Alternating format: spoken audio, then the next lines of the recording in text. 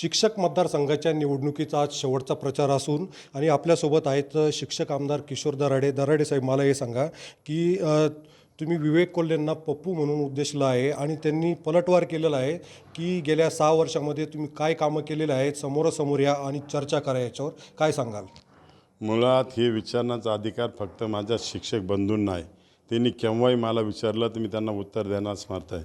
पप्पूने काहीतरी विचारायचं त्याला मी उत्तर दिलंच पाहिजे असं मला काय वाटतं. जर त्यांची कोणाची जर तयारी असेल तर मी कोणत्याही चौकात ते प्रश्न उत्तर द्यायला तयार आहे.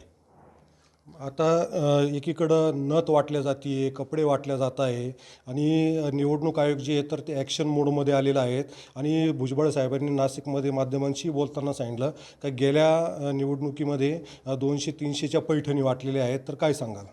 नाही, गेल्या निवडणुकीचं मला सांगता येणार नाही. 17 उमेदवार होते, कोणी वाटल्या ह्याचं मला काही आज सांगू शकत नाही. पण आता जे काही चाललं आहे भुजबळ साहेब बरोबर चालले. आयोगाने पत्रसुद्धा काढलेलं आहे. कोणी खरं सोनं वाटलं का नथ वाटली याची आयोगाने चौकशी केली पाहिजे. आणि शिक्षण क्षेत्रात असं आमच्या शिक्षकांना प्रलंब दाखवून मतं घेणं हे अतिशय चुकीचं आहे. म्हणजे हे देश घडवणारे शिक्षकात हे विद्यार्थ्यावर यांचा परिणाम होईल, समाजावर एक चुकीचा मेसेज जाईल. म्हणून याची चौकशी झाली पाहिजे, याशी मी सहमत आहे.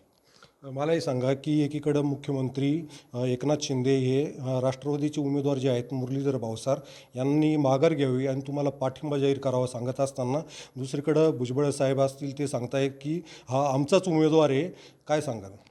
नाही, मुळात मुख्यमंत्री साहेबांनी त्यांना फोन केला का नाही ह्याची कल्पना मला अजिबात नाही. पण जो उमेदवार उभा केला ही राजकीय स्ट्रॅटेजी. आपण बघितलं असेल ज्यावेळेस राज्यसभेचे इलेक्शन झालं, हे प्रेफरन्स वोट आहे. कोणाचे वोट कमी करायचे, कोणाचे वोट वाढवायचे, याच्यातला ही पॉलिसी आहे. त्याच्यामुळे हा उमेदवार आमच्या सगळ्यांच्या सहकार्याने उभा झाला असेल असं याशी मी सहमत आहे.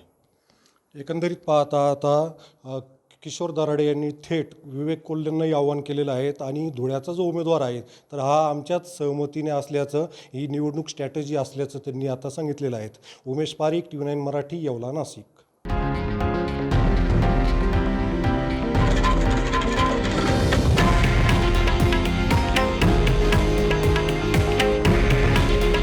हे आहे देशातील नंबर 1 न्यूज नेटवर्क आणि आपण पाहत आहात TV9 मराठी. काळजी तुमची, हित महाराष्ट्राचं.